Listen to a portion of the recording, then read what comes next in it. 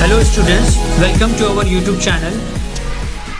In this video you are going to learn how to write answers when you don't know answers. कभी भी आप ये difficulty face करते हो, जब भी आप एग्ज़ाम लिखते हो, एग्ज़ाम का पेपर लिखते हो, तो कोई क्वेश्चन ऐसे आ जाते हैं जिसका आंसर आपको नहीं पता रहता है, तो उस वक्त आप क्या करते हो, वो क्वेश्चन छोड़ देते हो, राइट। तो उसका नतीजा क्या होता है कि you are not getting the good marks, you are not getting the good grade for that. Now you can solve any questions and write awesome answers if you have. अब आप कोई भी आंसर, अगर जो आपका आंसर नहीं भी पता है तो आप आंसर लिख सकते हो. इस वीडियो को आप पूरा देखिए, कुछ टेक्निक के जरिए वो कुछ चीज़ें हैं वो इस वीडियो में आपको बताऊंगा, तो आपको वीडियो पूरा अंत तक आखिर तक देखना. आपके पास सबसे पहले आपके पास कुछ चीज़ होना चाहिए. वो चीज़ क्या है? वो ऑलरेडी वो इस एग्ज़ाम का आप पेपर लिख रहे हो तो आपके पास आपने कुछ तो पढ़ रखा होगा ना. आपने साल भर स्टडी की होगी, लेक्चर अटेंड किया होगा, आपके टीचर ने बहुत अच्छा समझाया होगा आपको. तो ये क्या है? ये इसे कहते हैं कि प्री एग्जिस्टिंग नॉलेज के तहत ये आता है, राइट, कि preexisting knowledge of that subject. Then उस क्वेश्चन में ही कुछ कीवर्ड्स होते हैं. उस कीवर्ड पे आप अगर आप एक से दो बार फोकस करोगे और try to write the answer, then you will definitely write something on that question, right. तो अब नॉलेज जो रहती है, जैसे मैंने बताया कि प्री एग्जिस्टिंग नॉलेज, तो knowledge having the two types, one is a conceptual knowledge and other one is a factual knowledge. अब कंसेप्चुअल नॉलेज क्या है कि उस सब्जेक्ट, उस क्वेश्चन में कॉन्सेप्ट, कुछ के एग्जाम जो क्वेश्चन का डिमांड है उसके पीछे उसका कॉन्सेप्ट क्या है. For example, this is the 8th standard textbook first chapter, location and time. I am showing this question to you. Canada has 6 different standard times. अब इसका ज्योग्राफिकल कभी एग्जाम में आ जाता है तो बहुत सारे कैंडिडेट क्या करेंगे, इसे छोड़ देंगे. अरे Canada has a 6 different standard time. इसका ज्योग्राफिकल रीजन क्या हो सकता है? Very simple.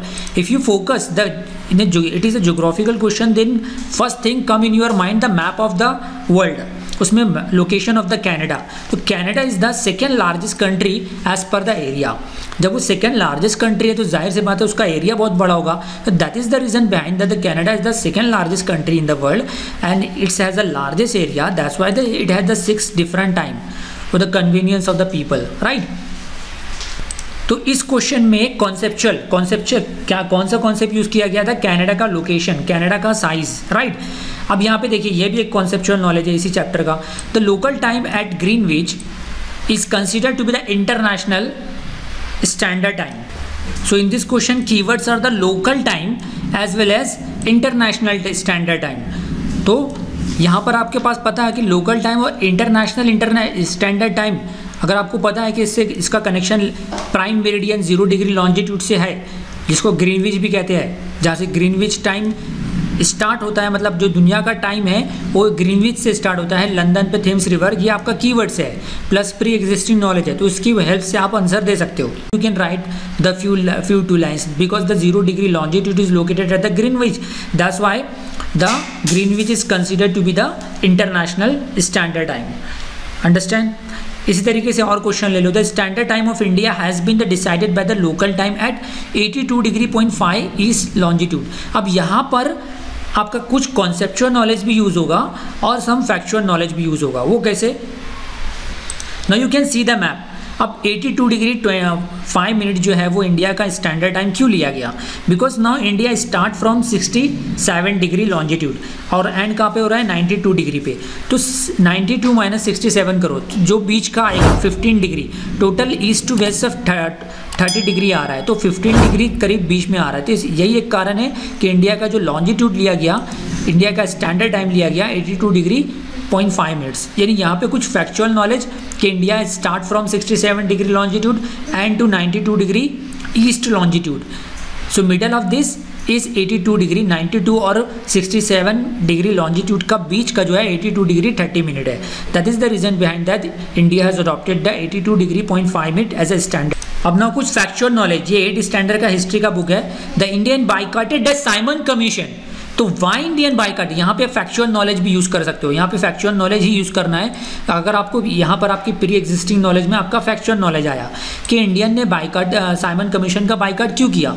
Because there is no Indian members present in that commission. That's why that commission is also known as white commission. So that's why India boycotted the Simon Commission, right? यहाँ पे Rowlatt Act was opposed by the people of India. यहाँ पे भी factual knowledge because that Indians declared the Rowlatt Act was a black act because anyone can be arrested by the British police force and that arrested person have the no trial, उसकी कोई सुनवाई नहीं होगी, right.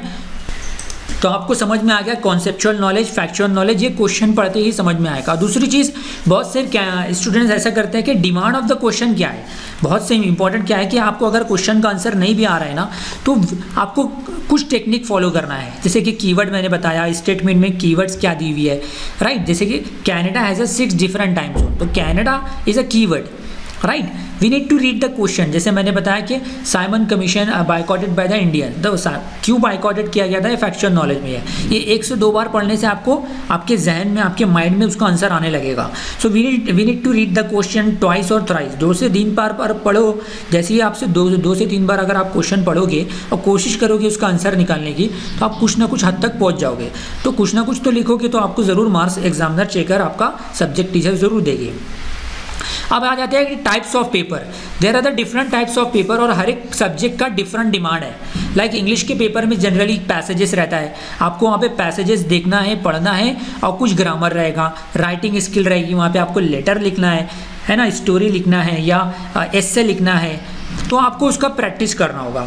आप exam से पहले अगर आपने प्रैक्टिस करा, आपके टीचर बहुत ही अच्छा पढ़ाते हैं, वो आपको सिखाते हैं, तो उनको सुनिए। जब आपकी क्लास चलती है, ऑनलाइन हो या ऑफलाइन हो, तो उनको बराबर से सुनिए, हर एक टीचर की बात मानेंगे तो आपका सारा काम आसान होगा, राइट। देन मैथ्स में आपको क्या चाहिए कि जितना आप प्रैक्टिस करोगे तो उतना आप परफेक्ट बनोगे, क्योंकि है ना, प्रैक्टिस मैक्स मैन परफेक्ट। जितना आप प्रैक्टिस करोगे तो उतना मैथ्स के प्रॉब्लम को इजीली सॉल्व कर पाओगे। तो मैथ्स का प्रॉब्लम सॉल्व करते वक्त आपको प्रैक्टिस करना है और उसके स्टेप्स ध्यान रखना है कि कौन सी स्टेप पहले आएगी, फिर सेकंड आएगी, राइट। और फॉर्मूला, ये 3 चीज़ अगर आपने पकड़ रखी मैथ्स में, तो अब मैथ्स आपके लिए बहुत ही ईजी है। देन साइंस, ज्योग्राफी, हिस्ट्री के लिए you need both the factual and conceptual knowledge, जैसे कि मैंने अभी दिखाया। और लास्ट में हिंदी मराठी के लिए, और कोई भी लिटरेचर सब्जेक्ट हो, लाइक हिंदी, मराठी, उर्दू, गुजराती हो, तो उसके लिए आपको इमेजिनेशन, यानी कि जनरली इन सब्जेक्ट में क्या रहता है कि स्टोरी वगैरह रहती है, तो स्टोरी का क्रक्स क्या है, मॉरल क्या है, तो वो आपको ध्यान रखना है।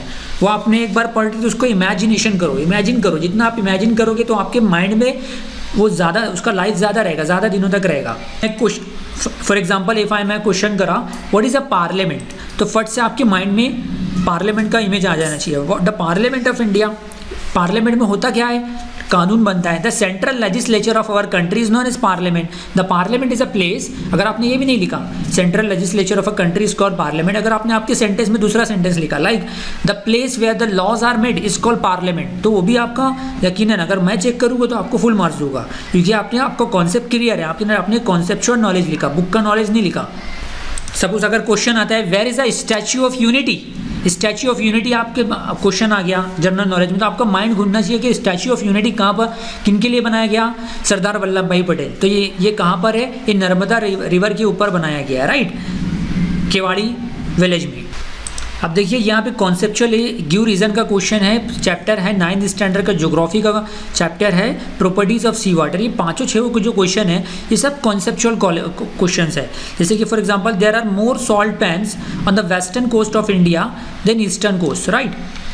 There are more salt pans, ये वेस्टर्न कोस्ट पे ज़्यादा नमक बनाए जाते हैं कि eastern coast, because on eastern coast the more mostly Indian rivers flow through the eastern coast, that's why fresh water flow हो रहा है, तो कहाँ से नमक बनेगा। जबकि वेस्टर्न कोस्ट पे there is a very less river that merge in the Arabian sea at the western coast, तो that's why very few rivers है, तो दैट्स वाई वहाँ पर क्या हो रहा कि आसानी से नमक बनाया जा सकता है।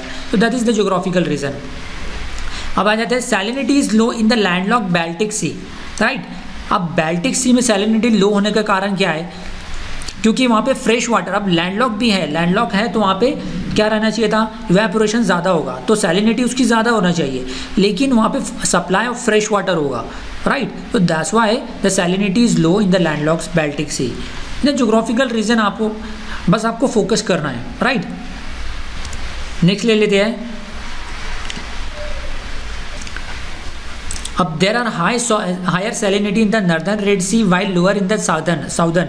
तो अब रेड सी है, रेड सी का जो नॉर्थ पार्ट है वहाँ पर हायर सैलिनिटी है, because it might be that tropic of cancer passes through the northern part of red sea, that's why evaporation is more, evaporation more होगा तो सैलिनिटी भी ज़्यादा होगा, राइट। वाइल दूसरा कारण ये हो सकता है कि दैट नॉर्दर्न पार्ट में भी द लैंडलॉक है ना, while the southern part is a open sea and tropic of cancer do not pass through that, वहाँ का टेम्परेचर ज़्यादा भी नहीं रहता है, that's why southern Red Sea have the lower salinity. तो ये बस ज़रा सी फोकस आप करने से आप आंसर विड्रॉ कर सकते हो। So I hope students you understand your concept and you will better write in the upcoming exams. आपके आने वाले एग्जाम में आप बहुत ही अच्छा परफॉर्मेंस करोगे। Best of luck for your upcoming exam and don't be afraid. अगर आपको क्वेश्चन का आंसर नहीं भी पता है तो घबराओ नहीं, जो मैंने टेक्निक बताई है, जो टिप्स बताई है, उसको फॉलो करोगे तो आपको यकीनन आंसर मिल जाएगा। तो इस वीडियो को ज़्यादा से ज़्यादा लाइक करो और ज़्यादा से ज़्यादा शेयर करो, so more and more of your friends and students will be benefited.